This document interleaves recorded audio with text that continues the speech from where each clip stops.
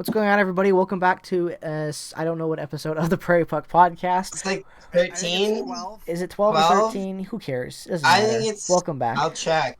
Zach will check out and get right on that. But either way, welcome back, ladies and gentlemen. Tonight we're going to be coming up, I guess, talking with our 13. list that we have, episode 13. Oh. We're going to be going over tonight a heavily requested topic for us to discuss, and that is assembling an all-time Winnipeg Jets lineup. So recently on my channel, I made a video talking about the all-time top my personal list of the top 10 greatest Jets. Zach and Carter talked about it numerous times throughout different episodes of the podcast and on their own channels as well. So a lot of you guys collectively have wanted to see what our all-time lineup would look like. So what we're going to do is we're going to go all throughout all of our lists, each individually, and then compare and talk about which guys we think should be over other guys potentially based on our lists and so on. So hopefully this will be interesting because I think Carter is going to have some guys different from what I'm going to have, and I've got no idea. So Zach's a complete wild card right now. I don't know how much. Zach's a wild card, but Zach's got like. I'm expecting like a Jim Slater, the Jim Slater first line type shit with Chris Thorburn. The GFT Zach's got line. like a couple like roster spots that still need tryouts. Yeah, Zach's got a solid 3-on-3. Either way, I think who we should go in the order of the busy. screens. It is at least for me on my. Actually, it is for you guys too. We're gonna get in the Don't order you dare from say me. top left down to the bottom. So dare Carter say is it. going to be starting off.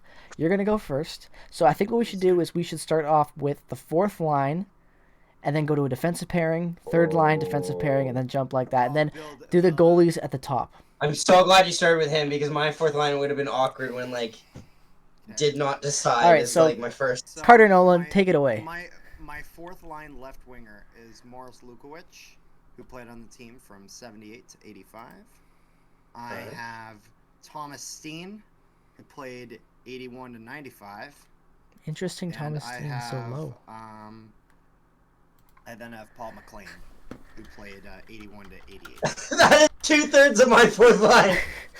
Wow, so very. Perfect spot. Like I have Keith Kachuk. But fuck. Zach, we'll get to you. I know, but like I was very excited. I liked where you put things. Okay. So we're now doing third pairing defense. Well, I think what we're gonna do is go to my fourth line now. Okay, go for it. Okay, I Yeah. see what we're doing. Go. So for my fourth line, I'm going to go with. Now I debated this for a while. I debated Andrew Ladd or Patrick Laine. Oh, Now, that that's might- a tough. And you might be thinking, well, over everybody else, I got a lot of the older guys heavy and the more current guys down at the bottom. So I had to pick between someone we've seen in the last 10 years that I feel is worthy of this team. And I think, honestly, I would take first 3 years of Patrick Laine over the best year we got of Andrew Ladd. So I'm going to be going with Patrick Laine, I guess, as my left winger. Mm. And then from my center, I am going to go with Thomas Steen, even though I think he could be higher. I'm going to put Thomas Steen on the fourth line. And then on my right wing, I agree with that. I am going to go with probably David Christian. Okay. That's fair. And So- one thing I would like to say with mine, it's not always like the best player is going to be on the first line. Chemistry comes in there also as well, so that's another Okay. thing. I have that Well- kind of in back of my head as well. Yeah. So- Just want to make sure that's clear and out there. And also, ladies and gentlemen, Right. make sure to go down to the comment section and share your teams. I think we'd all love to see what the general very much consensus so. is Love to with these support. teams. So please go down there and share it. And if you don't want to take the time to share an entire lineup, share your top 5 favorite Jets or something like that. Let's see what you guys' favorite players are. So Zach, over to Okay. you. So my fourth line is actually one of the lines that I've actually completed. I had Keith Kachuk on my fourth line left wing. I like him, but like he's not the Excuse me? fastest, honestly. He's not the fastest. Like he's But good, but does the point total not outweigh the type of style of hockey he played? yes, but I would also question how his style of play would go against other people's styles. But Keith Chuck still had 27 goals in 2007. Yeah, I looked more point totals than just goals as well. I do But see what you you mean, get, but like- I also tried to center And around their that's time in as his just late a Winnipeg. late 30s, late 30s. I know. Early 'Kay. 40s. Fourth line center, Thomas Steen. So I think we can safely put Thomas Steen as a fourth line center. I think Thomas Steen in like all time is He still could higher, obviously but go like higher, but like I don't know. I feel like his the place. I center don't know. position is pretty like the center and right wing position I found was pretty comfortable. Like there was a lot of good stuff in there. Well, the thing for me with Steen was that the reason I put him there is mainly just because I feel like the other centermen I have a better fit with a specific line, as opposed That's to fair. him where I wasn't sure where I wanted him, which is why I put him on the fourth line. Just because it's mainly because of the guys he's playing with compared to the others. And then I had Paul McLean on my right wing. Oh, there you Yeah, go. both of you guys have Not Paul bad. McLean. All right, now over to Carter with your third pairing defense. Third pairing defense. Okay, I have. I'm really bad at saying his name. Dave, Babich. Dave Babbage. Babbage. Sorry, bad with names. Respect. I like Dave Babbage Then, there and too. then I have Tipo Numanen. Tempo Newman is your wow third. Okay. Yeah. So Okay. I had yeah, and I had him. So he played 80 to 85, and then Numanen played 88 to 96. Interesting. A lot of time for Numanen. Jeez, he was on the team for 8 years.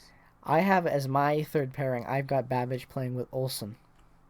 Frederick Olsen. He played on the team Okay. from 86 to 93, obviously. That's right.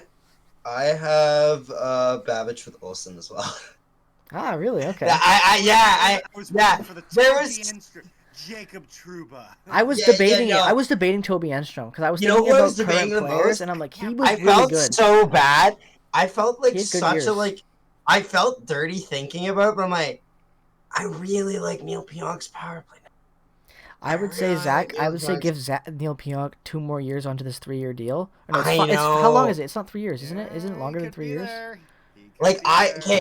He Don't get me could wrong, work his I next understand year. that Let's guy- just say next year Neil Pionk, if this defense meshes, Neil Pionk could be a guy up for the Norris. He really Yeah. could. He could be like the Jeff Petrie dark horse type pick. Exactly. Like that not necessarily like you. Maybe not a mainstream team, You've but it seen depends him how good on Winnipeg the does. verge, on the fringe, but once you get into those pressure situations, that's a guy who's going to be key, for sure. If he can grow his Okay, defensive so, game more and have less responsibility on him, for sure. So, Alright. Jake, you gave your third pairing defense. Did Zach? think? Zach, I it did, was the yes. same- It was the same. I as actually me. gave yes. So, is it time for me to do my? You want to be backup goalie as well? I was gonna say let's sprinkle in the backup goalie. Hey, I'm pretty backup sure we goalie. all know have the same backup goalie. I don't know. I don't know about that. I don't know. Say yours. All right, well, Carter, you go first. Okay, so I had Joe Daly as my backup goalie. I have Joe Daly as well. Played from 72 to 79. Yep, I have Joe Daly as well. Zach didn't have Joe Daly. No, he doesn't. I know he doesn't. Who's your second string? I'd have you Where the Bullen. I feel like a dumbass now. I put out. Hey, I actually He's have my Happy third. Bull in here. I had Daly at third. I feel like a I had fucking Happy idiot Bull in now. an honorable mention. I Dude, missed the you gotta party. remember how even though the Avco Cup isn't He the played on the- Stanley I Cup, love how you say I have to remember. Even I'm born though- in 2000, Jake. even though- WHA All-Star Joe Daly. and 3-time Avco Cup champion, go Joe Daly. Fuck do you He think was a is? star of that league for goaltending. I'm okay. All right. I'm And curious respect see to a where this Winnipegger. If you ever listen to this, Joe Daly, I love your card store. I go every time I'm in Winnipeg. I do. I swear, I do. I go every year. I go. I can't wait to go in November. The sports Okay. card store. Joe Daly Sports cards. Oh, we're I we're didn't even know terrible. that was a thing. You didn't know We're it was a so thing? terrible. What? How We're are you? so You call terrible. yourself Winnipeg Jets fans? I call myself a Winnipegger and a Winnipeg Jets fan. You- For your information. Shame on you all. Store. I did not know he had a store. No one What? fucking He told works me. it, man. He's there signing, talking. He's a great guy. Right, then I'll go see him sometime. Joe Daly cards. Yeah. This is terrible, Carter. How have you not? Okay. They sell Going- sports cards. This is He getting spells. bad. This is going bad. I'm shocked. Like I'm like I was gonna. Okay, we're definitely going then. When I come, ladies and Yeah, gentlemen, we'll go. We'll go. we're going. Don't worry. I'm taking you guys there now. Third line. I'm just gonna search it up right now just to make sure I'm not like I haven't been there and just didn't know that it was. Oh, hey, Joe Daly. Well, okay, let's go get some milk. Let's get him on Like, the podcast. fuck it. Let's get him on the You're podcast. not just coming past it. Let's go to the store and ask him to get on the podcast. What? Let's do it. Okay, so Joe is it Daly, my if turn you, for my if third you ever line? hear this, Yes. everyone let this out to Is Joe. Tweet this out to Joe Daly. Come on the podcast. We'd love to talk to you about that era of Hey, hockey. Joe Daly, come talk with these I love the fucks. WHA era hockey. I'd love to talk about it. Okay. Sweet. All right, moving Alright, on, so Carter. we going third? Okay. Third So pairing or third line, this excuse is me. where you'll definitely see the whole chemistry aspect is more of a thing. So I have Don't tell me you picked. Blake Wheeler, Mark Scheifele, and Patrick Laine. Shut the fuck up. What? Because they're all. Yeah. What do you have, Jake? Can I hear the reasoning for that before we get into my opinion? I wanted Laine on the right side because of his shot. Mainly. Right side or left side? Isn't he on the right side? Probably. No, he's on left For side. shot. He's a Okay, Left side. put him on the left Left side. side. Fuck. Okay. Either way, it doesn't matter. Just why is that a third line that you think is all-time great? So out of everyone in that '90s era, there's no one that jumps in there that can maybe pop into you, and you don't have any guys like you don't have Troy Murray. It's like the thing that for me that's difficult I- is I- I find it difficult for me to really envision mixing the styles of older and newer players. What about I have Troy a hard Murray? time- Early I can '90s see that. captain. Troy Murray won the Selkie with the Jets. I know. Like He I was said, really Hey, good. Jake, I feel like this is leading somewhere. Tell I'm us just your third line. surprised. Tell us your third line. My third line is Troy Murray. I have Troy Murray on my third line. I think he was a very respectable player for Winnipeg. Okay. He was pretty damn good for us.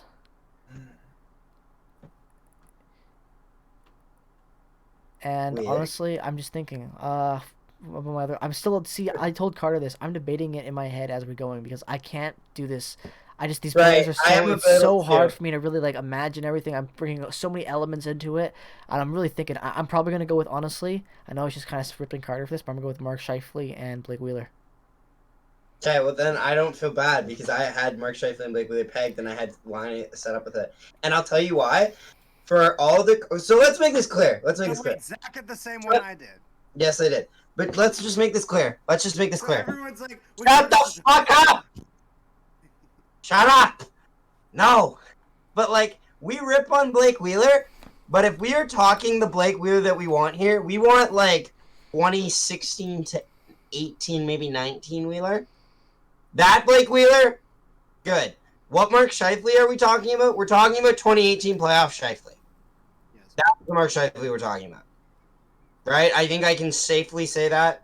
that is right. Yes. 'Kay. And then line A, pretty much. I'm gonna make a swap also, with my list there on the third line. I don't feel confident saying Troy Murray. I changed my mind. I'm going with Willie Lindstrom from the WHA era. I thought he was gonna say Patrick Laine there. Okay, Nope. Crocs. Yeah, no, he's having a fourth. It's okay. I'm gonna So- switch it to that. I feel more confident with that, honestly, in my head, thinking about those Second players. pairing.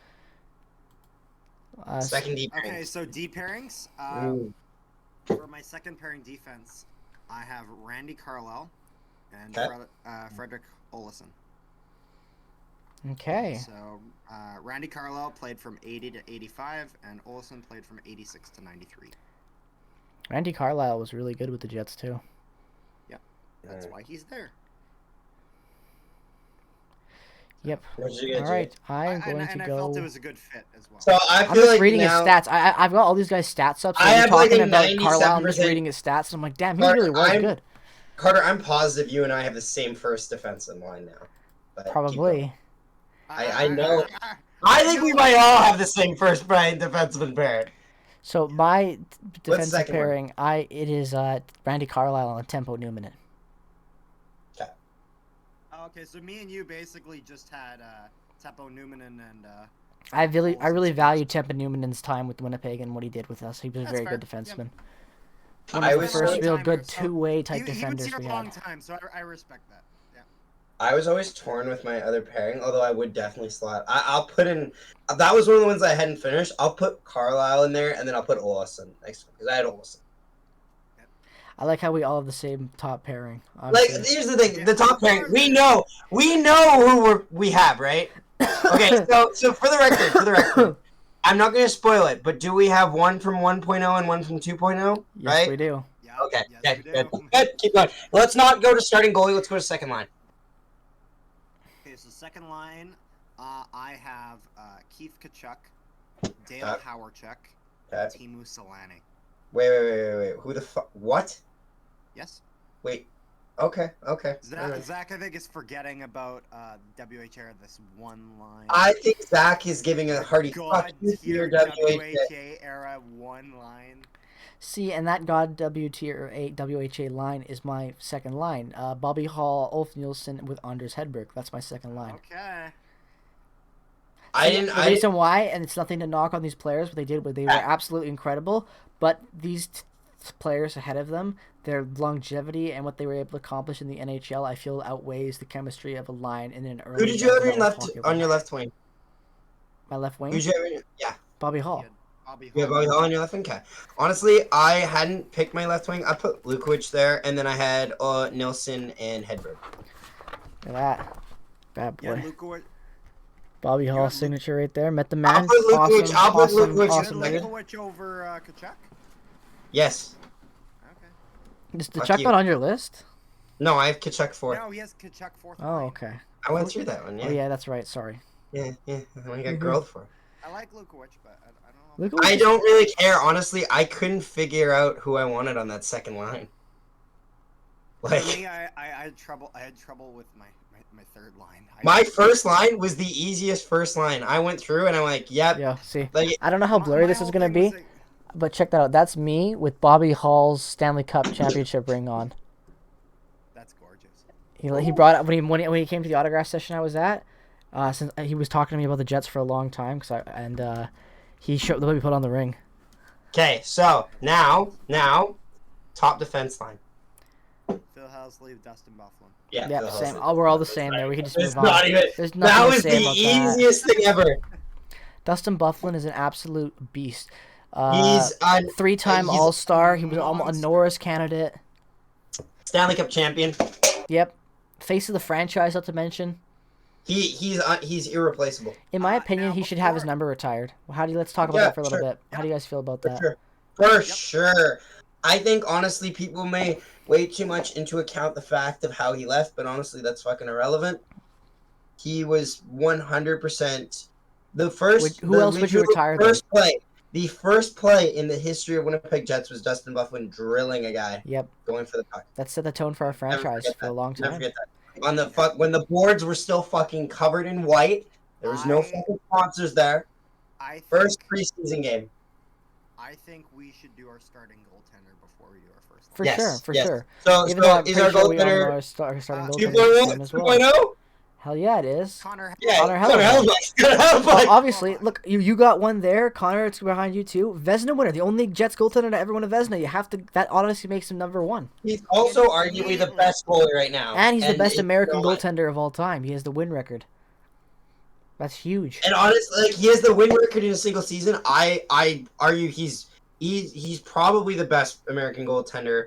He's honestly top 10 probably right now. If he keeps this pace up, he's easily top 5. In the next 3 years, and also I think next year he's going to win the Vezina, which is a different conversation. So but with this defense we have now, it's so much more improved. And look how good he's been with the shit in front of him.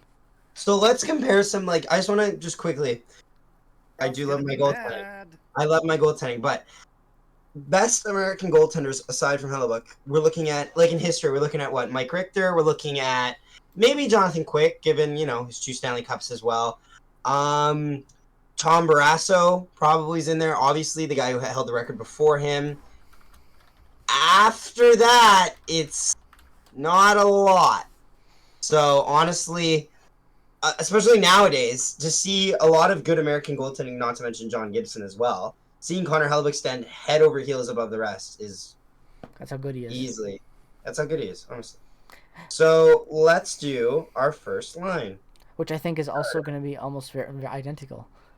Well, maybe you and I think Carter put the WH line on his first line, so... Alright. My first line is Bobby Hall. Mm-hmm. It's my second line. Mm-hmm. It's the hot line. Yeah, and then whatchamacallit, Hedberg? Yeah. Okay, what's your first line, Jay? My first line is Keith the Chuck, Dale Howardchuk, and Timu Solani. Yeah, me and Jake just literally have our first and second line swapped, and honestly, I think it's fair to do that. I like I said, because I took the chemistry into account, I really put that as my first line, and I do feel strong with that. I could not put Dale Hawerchuk as the #1 center for the organization. I had to. That's fair. That's couldn't? completely fair. You No, couldn't, he you had mean? to. He I had to. couldn't- Like, I could not. I had to do My it. first line is Bobby Hull, Dale Hawerchuk, Teemu Selanne. I like that line a lot, too. I think that line for me just screams iconic, and I cannot get over it. Like That's that Winnipeg was, hockey.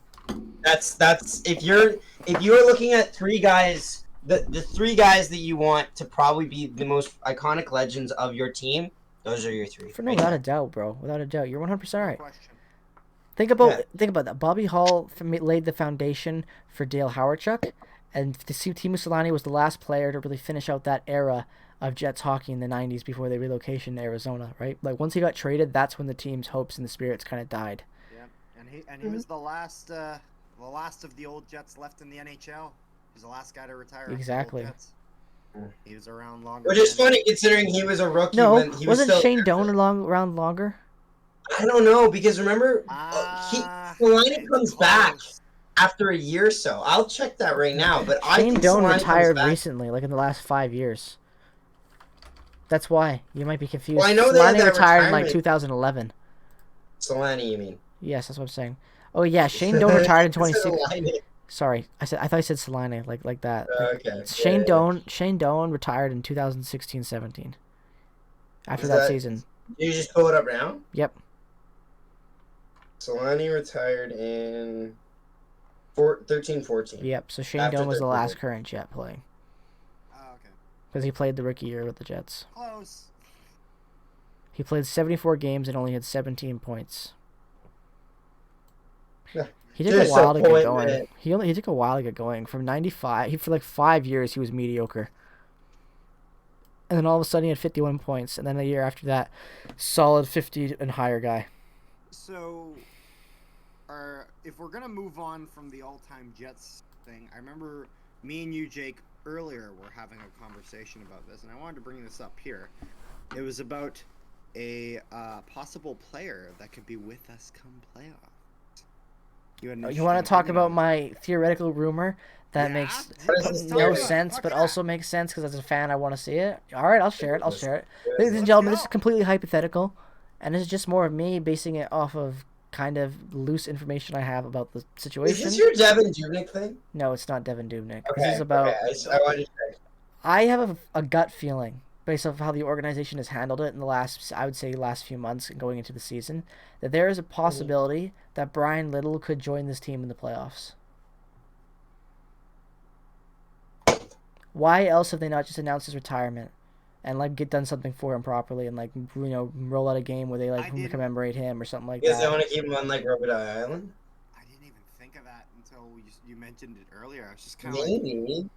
like they haven't mentioned. I mean, all they've done is moved him to LTIR. That's it, and that's just and I only say that because if Brian Little didn't want to play hockey again because of what the doctors have told him, he would have just come out and retired. Like, think about it. Even Brent Seabrook, whose contract is still active and who is on LTIR, announced he retired. He's not playing anymore. That is a dead contract. He's done with the NHL. There's been no announcement that Brian Little has indicated he stopped playing. Just what the Jets have said about the doctors saying he can't play right now, but he's working hard to figure out one day and like address it in the future.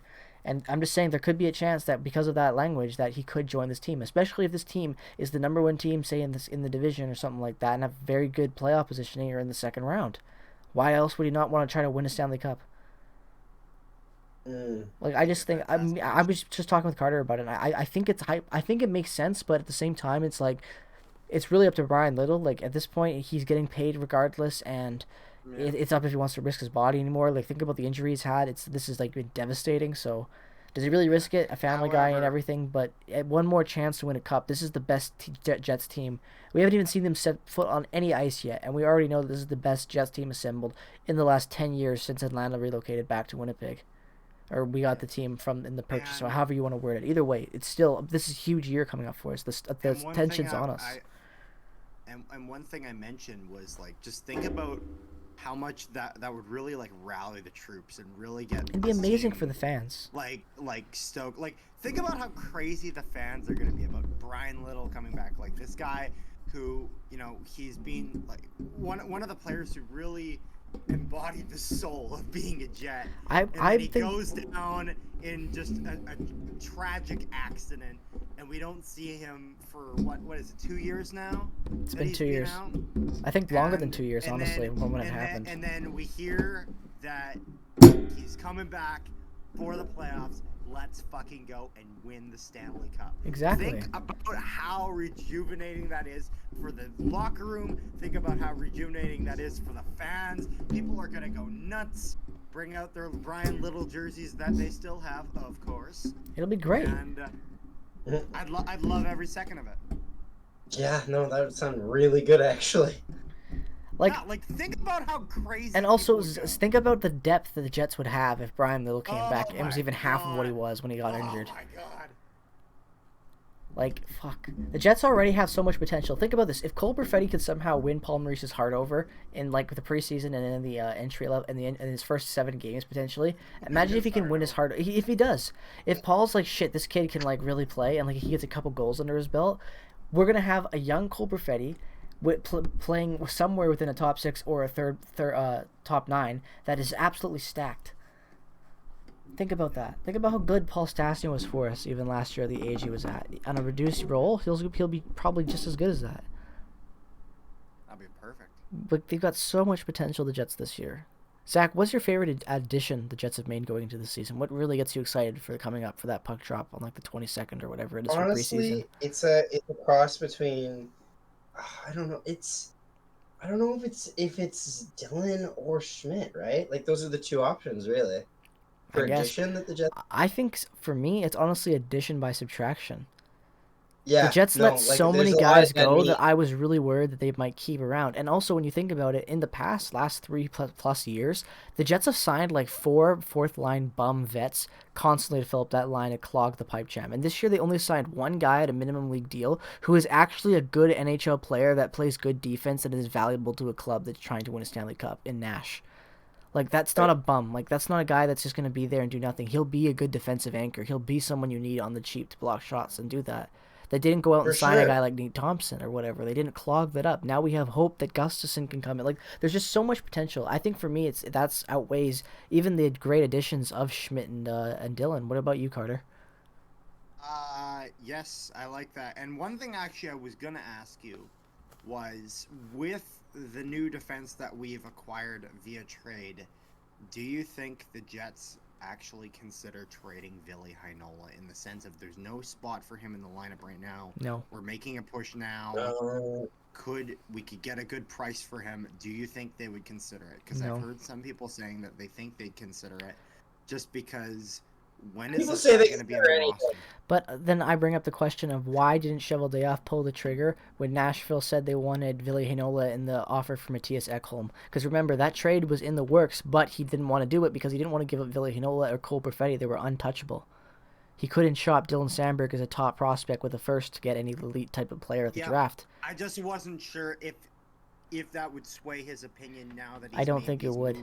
For these defense. I don't think it would. If the Jets trade any of their assets at the deadline to bring in talent, I think that even though this is an all-in year, I think that is quite dumb, especially because Cole Perfetti, look how good he was at the AHL level as an underage rookie. Imagine if he has even half of that on the Jets. That could be a great secret weapon to have in the bottom 6. I'm just talking about that youth infusion, right? Like, even if Heinola only plays like 20 games, you know, rotating with Stanley, for example, for matchups, say, I think that will be more valuable for his development and as a team right now trying to win, and then potentially seeing a Stanley. Because remember, Stanley right now is going to have to prove that he is an NHL defenseman. He's not going to be in a sheltered role anymore, even though he'll probably be a third pairing guy. Like DeMello, we don't know the lines yet. Josh Morrissey could play with DeMello. Brendan Dillon could play with Nate Schmidt.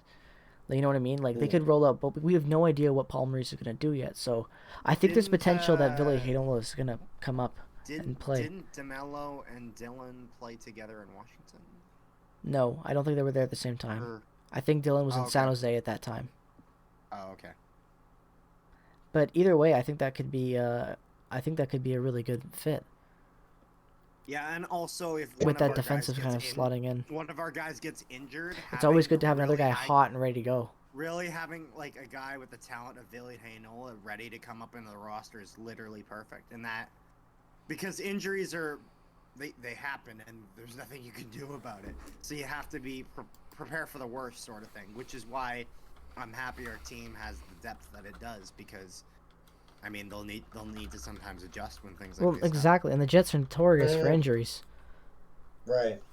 Yeah. Very badly timed injuries.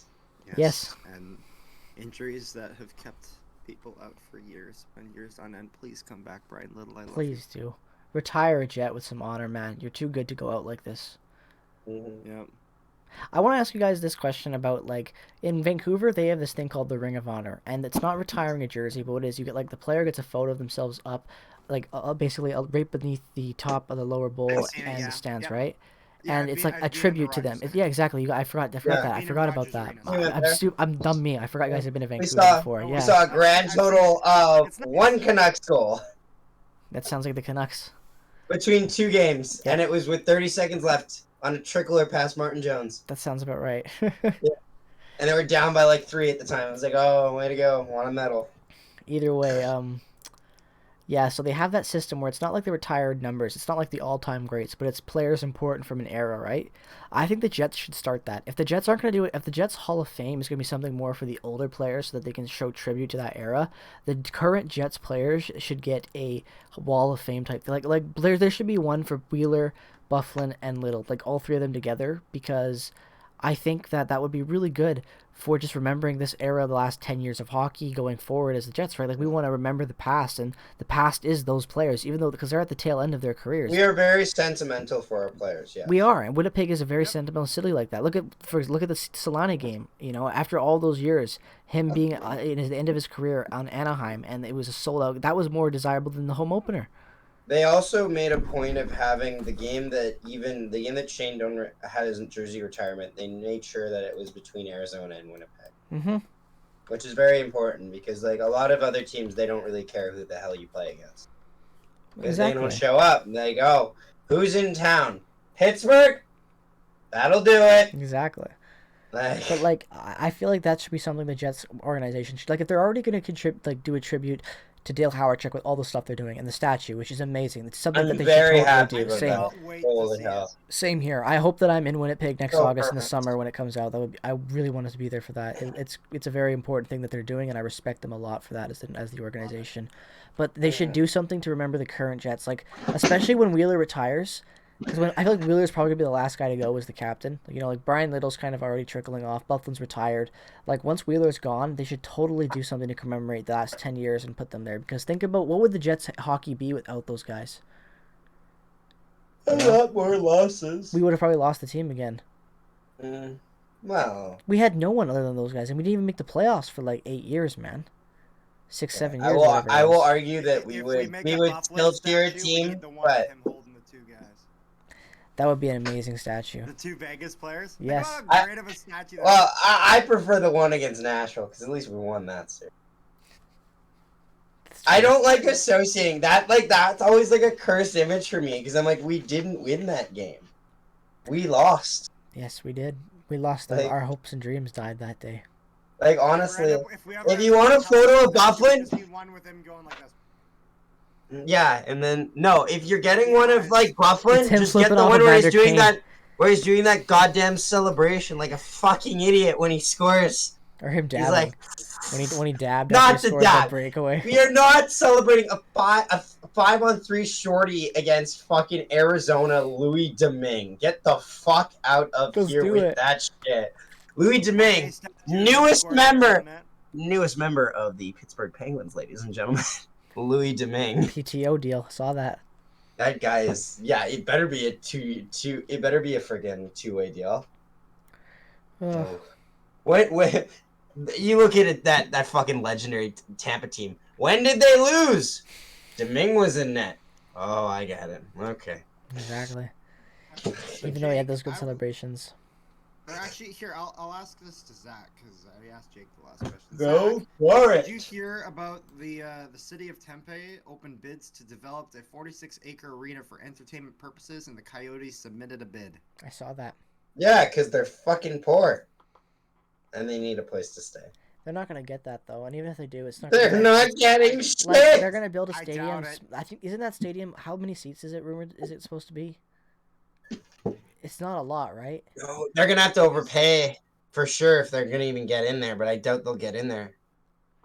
Like isn't Like, it? they- Isn't it also a small arena? Like it's about. I think it's a little smaller than Winnipeg. Like, let's be honest, they are moving. They are moving. Like, It's why? I'm sorry, Arizona. They fans. are I don't- moving in I 2 feel bad. years. Just letting you know, the current stadium that they have, which I'm assuming they would not use, it has 9,558 as What? their capacity. That's the stadium they're current- rolling with next season. You are Not even Fuck. 10,000 people. They're fucked. DONE fucked! How are they gonna Or make any actually, revenue? Wait a minute. Nope, that's a baseball diamond. What the fuck? I thought it was supposed to be. What the fuck is this Or- bullshit, ladies and gentlemen? God we're gonna damn it, fire Carter! after this episode. What the hell? damn Why it, is not- Carter. God damn it. It's That's not. what- Carter, What the post the fuck is that? blooper of you not being able to speak English, you fool, because this is so representative of that. The Arizona Coyotes Stadium. Where do they play? You just Google Arizona They Coyotes play in the Stadium. Gila River The River Gila- Arena, Yeah, Gila River Arena. and they're Yeah, part of the. not the Gila. Where's the capacity? Does it even say capacity? It's 18,000. What did you say? Their current arena is 18,000. They probably sell out like maybe fucking 30% of that. No offense, Arizona. I was about to say, I were feel you bad about to say the ripping- goddamn word steal? Like, I know an Arizona fan, and I really feel bad for him because he follows the team really well. Where is he from? He then? does I his know an homework. Arizona fan from Arizona. Me too. It's not the same one. It's not the same one. I guarantee you. It's just No, he covers the Arizona Coyotes on Instagram. He does a lot of that. I'm the AZ Sports guy. I know him on. I'm really familiar with him, and we've talked about it on Twitter. He covers everything in Arizona. I know. Yeah, I know a guy, Coyote Central. He does it. But it's just there's a I feel so bad for him. I feel so bad for those guys I do too. There's a really small because, good like, fan base they down are there. they're so invested on the team, and they have very interesting takes on the guys they take in, and like then it's just. I It's love just watching a pit. shit team talk about their acquisitions. I always feel bad because like these guys are trying to find the hope in a guy that like is barely an NHL caliber guy. They're like, hopefully he'll be decent, and it's like, Can we like first off? Sorry, That yeah. reminds me. Casey Middlestad is not worth $2.5 million. of course he's not. You kidding me? That was a Can horrible. I contract. say that right now? Like Casey Middlestad is the little engine that. Please. I could- can't In believe he Buffalo? signed in Buffalo. I can't believe he actually took a Well, deal. Who else is gonna sign him? Anyone but take a shot. I'd rather leave and make less money than at least get out of Buffalo and try to have a career. Yeah, for sure. But also too, he's so young. He hasn't made a lot of money because he hasn't played up to his potential, and he has no proof. And he probably has made roots in Buffalo because that's probably his first. Like once you get drafted, you're moving. You move to the city. You go there. I don't think he has enough stable living that he thinks that he needs to like stay there. Well, I would think. I he'd wanna think he leave. does. I think he wants to leave too, but I think it was to the point where he just wanted. He was like, you know what, screw it, I'll take this deal.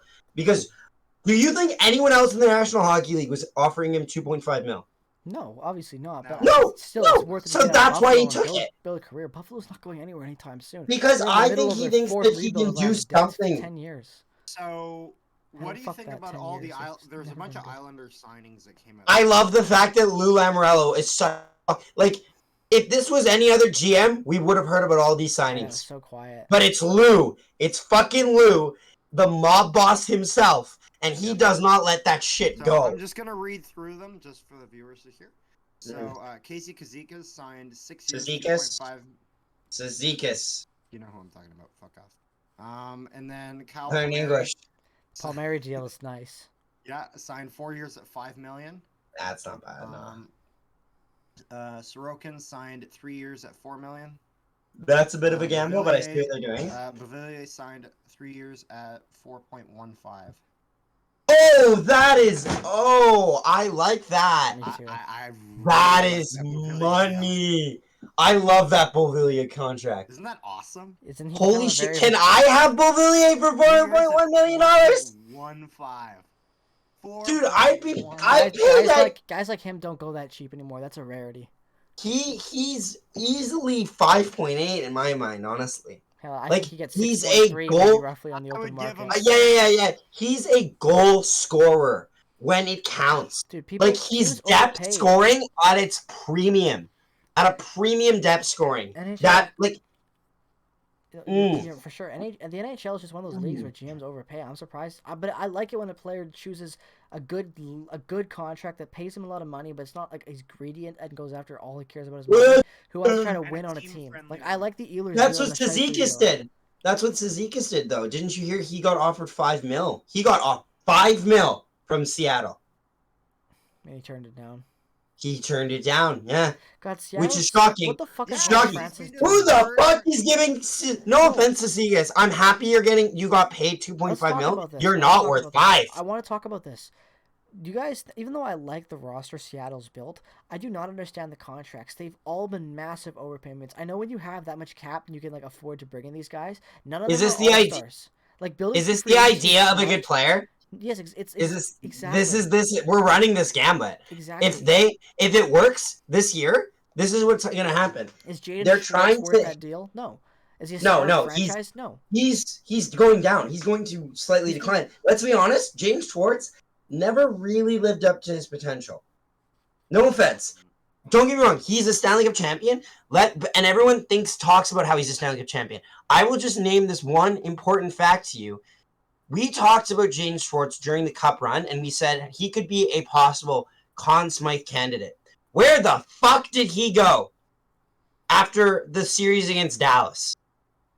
He scored like maybe 2 goals in the San Jose series. He didn't score like a single goal against the Bruins. He vanished off the face of the fucking earth, meaning it had to be Pietrangelo, O'Reilly, or Binnington by default.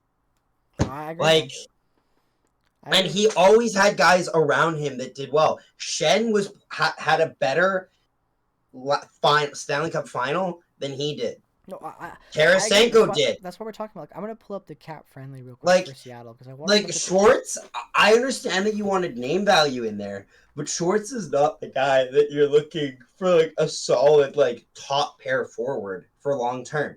He can do. I don't want to say middle six because I would say that his play style doesn't really translate to a third line scoring position. I'd say you could put him like second line. But like that's the Alexander Wenberg deal. It's another prime one. Wenberg, what the fuck? $4.5 million for like the next. Give him 2 4 years. Give him 2.5. Like Wenberg is like a Cizikas in my opinion. Maybe that's a little harsh. Maybe he's like okay, he's third line. I don't understand how they get Vince Dunn at a 4-year. Like Vince Dunn, they got at a good deal, but then they overpay the shit out of Jamie Alexiak. I'm shocked that they got Jamie Alexiak's making almost $5 million, and just compare that. Josh Morrissey's making $6 million, and yeah, Josh Morrissey's been on a slump the last couple of seasons, but Josh Morrissey and Jamie Alexiak aren't even really in the same league, in my opinion. So what is Alexiak making? Morrissey playing the way that like god tier Josh Morrissey? Holy shit! Exactly. There's a reason why Josh Morrissey earned $6 million. He's a fantastic skater. I love what you guys are saying. It also isn't worth noting. It's been a while since then. I was just gonna ask a couple questions. First off, Alexiak, what did you say his price was? $4.6 million. What is Nate Schmidt's price? $6 million. What do you guys think? I know you're wrong. People will say that Schmidt's is an overpay. It is. I would argue but it's not it is slight overpay. However, why is it why did he get that overpay? Because he proved that he was very, very good. Vancouver, look, bro. I say this after I tried to say this in my Schmidt video. I've talked about this with all my Vancouver fans when it happened a year ago and when it happened now. Schmidt was never going to work in Vancouver. It was a dumb attempt. It was Benning just looking for a star he could get on a cheap deal, a third-round pick and a cap dump. The sides don't match. Exactly, because think about it, Nate Schmidt needs to be an offensive given defenseman, right? To score goals. The and defenseman, and the thing is that. Hughes, as a guy who watches the Canucks, Hughes is the only guy that can fill that. He runs the power play. Hughes runs the ice for the offense when he's on. Like Hughes runs everything from behind the net as the defender when he's on. That's the play style the Canucks use. And look what they had Schmidt's around not going to work with playing with Hughes. He's not going to Right. thrive. I fully agree. Look at the defensemen they had around Hughes when their team was successful. Stetcher is a somewhat defensive. They had Stetcher at the time. Chris Tanev, not an offensive defenseman. I think we can safely say that. Travis Hamonic. They had defensemen that pretty much were just placeholders that were literally staying back, prepping Quinn Hughes to take the puck forward. Their entire game plan was literally Quinn Hughes can be the playmaker on for the defense. The rest of you fucks do not lose the line. No, That's you're it. right. No, Like, but like that's why I'm so excited to see Nate Schmidt next year with the Jets, because like if Nate Schmidt plays, for example, with Josh Morrissey, is I he love left or that right pairing. side? I believe Is Nate he left? Schmidt's a Fuck left defenseman. Okay, so then are we having Morrissey move to the right side because both of them are left? I think Morrissey's been playing a right a lot of the No, time. because Pionk is the guy on the right Let me side. pull up the Jets. He's the one on the left. Let me pull up the Jets' actual. Like, I'm almost positive that he's on the left side. I'm probably wrong, so just take what I say with a grain of salt. I know because I've looked at these lines a Quick while. side note. What Yes. do you guys think of the Couturier deal? Oh, Beginning Huh? at the end of this season. Okay, what did you say, Jake? I think it's a good 8 deal. years, 7.75. Nate Schmidt. Oh, by the way, Josh Morrissey's listed as a left-handed lefty. Mm-hmm. So, and Nate Schmidt plays both the left and right. All right, because that was the thing I think we were talking about Well, was then- that he was versatile. Well, because like obviously next year, Brendan Dillon and Neil Pionk is the obvious second pair. That makes a lot of sense. You need to, yeah, right. Because in my So then- opinion, Brendan Dillon is just a way better version of what Derek Forbert is. So then, are you So that's doing? just gonna be already a Then good are pairing. you running DeMello Stanley third? I would run personally DeMello with Heinola and rotate Stanley in for size for matchup, but it's not going to go that way. But yeah, that's basically what I would go, because DeMello can play anywhere in the lineup and be effective. So DeMello being responsible as the third pairing defenseman is going to be really successful for us going into a longevity of an 82-game season. DeMello is the definition of fucking flexio. Exactly, he really is. He fits in anywhere to block shit. Like And that's... the big question mark for me, and I want to ask you guys about this, what's going to go on with Nathan Beaulieu? Are we going to move on from him? Because that's 1.25 sitting on active cap right now, and we are not going to need him. Here's the thing. There's no way he's going to play over Logan Stanley. I think there's a mix. Get rid of him. No, there's a mix of things. We're going to have to eat a third-round pick at least to get rid of that deal for 1 year. Do we? Yes, how many years does he have left? 1 How year. many years does he have left? 1 1 year? That's why it's Is it only this gonna be a year or third. the next year? It's this year. Okay, so here's my argument. If we go to a point, I think he's going to be our healthy scratch type slash. That's not worth $1.25 million. No, I'm not saying that. I would have rather. Wait. I'm not done yet. I'm not done yet. And also, to get Jordy Ben, that would mean that we would then have to have re-signed both of them. Which we didn't whatever. re-sign Nathan Beaulieu. Here's what I feel like is probably going to happen. We are either going to trade Beaulieu for probably picks, or we'll probably get to the trade deadline and probably still trade him for picks. Or we are going to sit on it. Yeah, Carter, need I remind you that goddamn Wayne Simmons was traded to Buffalo when he was a pending UFA? Don't give me that bullshit that no one will trade someone for picks. There's always an idiot out there to take Buffalo makes no sense. Like, and then he fucked off the next day, the next fucking year. So let's not sit around and think, well, like I'm not saying that's probably gonna. And also, anyway, even if we don't trade him, what's gonna happen? Yes, I understand we don't like having that 1 point whatever million on the side. We'll probably just ignore it though. We'll probably just ignore it, and they'll probably just keep him in the background just in case we get more defensive injuries. Yeah, but what they could also I don't like it, but it's probably gonna happen. What they could also do is trade. This will hear me out when I say this. Okay. The Jets can trade Sammy Niku and Nathan Beaulieu, and maybe say a second-round pick, and throw in a prospect, like a low-end prospect, just because you're throwing in those guys for cap, and then that gives you a little bit over $2 million of flexibility at the deadline to bring it for anything. If you need to plug a hole at the line, and with a team this deep going into the deadline, you need guys to just plug holes, just depth for a player. Can I be honest with what I think that hole is? You don't need a top guy, but you need a $2 million man sometimes. Okay, so I think first off, I think we might get another goalie. Well, obviously, but we don't have that money right now. I'm gonna be honest. I'm worried about Comrie. I am too. A lot of people are, but I We think this all organization. are. I think this organization. I think Paul Maurice and this organization is, for some reason, after all the years of abuse Eric Comrie's took, it feels like with the bouncing Eric around and Comrie, waivers and everything. I feel like he's God, getting a I hope chance. that man succeeds. I hope he does. I really Because think you know the what? Jets are just gonna be like, you know what, kid, we're gonna give you a chance at backup next year. Like, holy shit, that kid. That kid has got PTSD. I don't even know how many houses he's moved Hope he from. does well. I really hope he does Like, well. goddamn, The only he thing must is, be though, living is at a that- Holiday Inn right now because his ass has been moving But from city to isn't city. this is why I don't like this move. And this is why I want us to sign a guy like Dubnik or even anyone really at this point, because I don't want Connor Hellebuck playing like fucking 70 games going You don't into want the playoffs. you don't want Kippersoft treatment. No. Why potentially blow him in the second round? That's when he'll be gone, and we'll have to rely on Eric Comrie for some reason.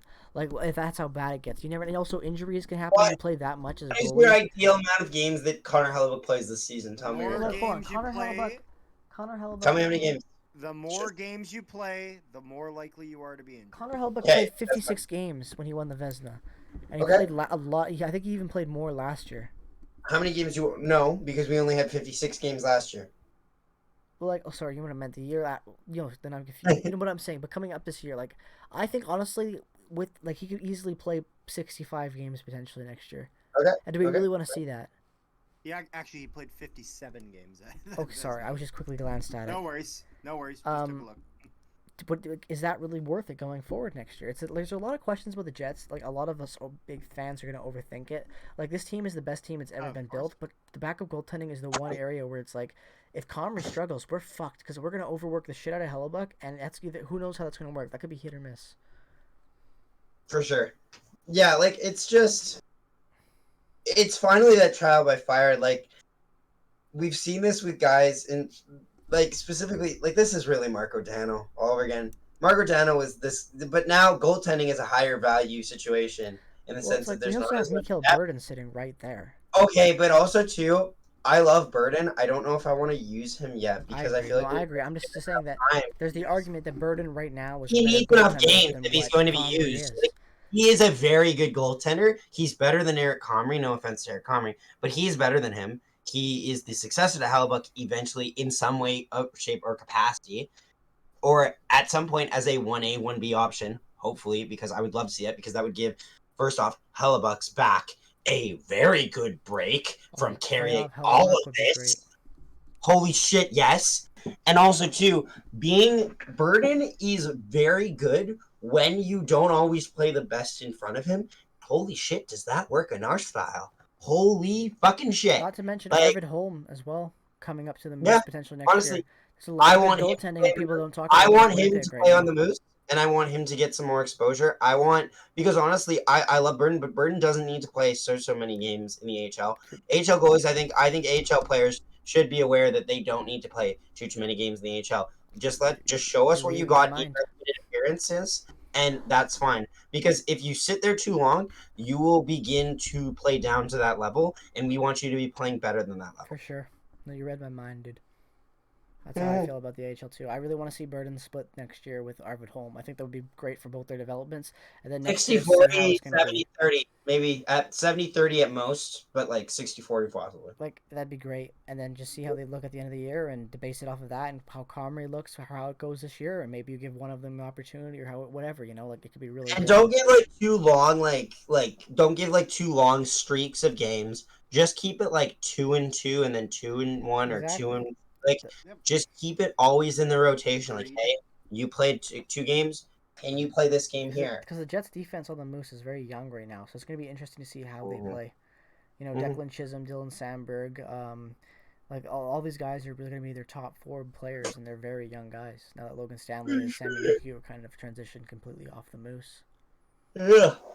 All right, so I think we're going to wrap this up. It's going on for a pretty nice time. It's been a great conversation. So, ladies and gentlemen, thank you so much for checking out this episode of the Prairie Podcast. Carter, it was episode 13, right?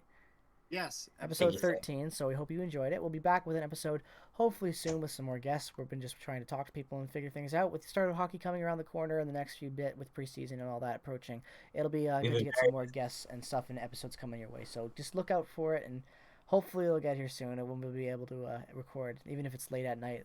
right now, like it is right now. But either way, we'll get these episodes out eventually.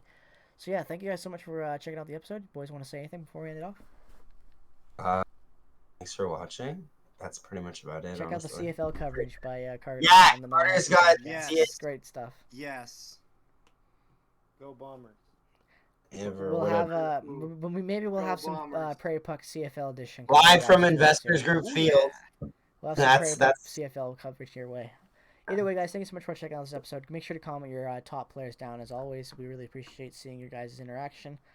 And with all that being said, have a great rest of your day. Peace, love, and positivity, and goodbye.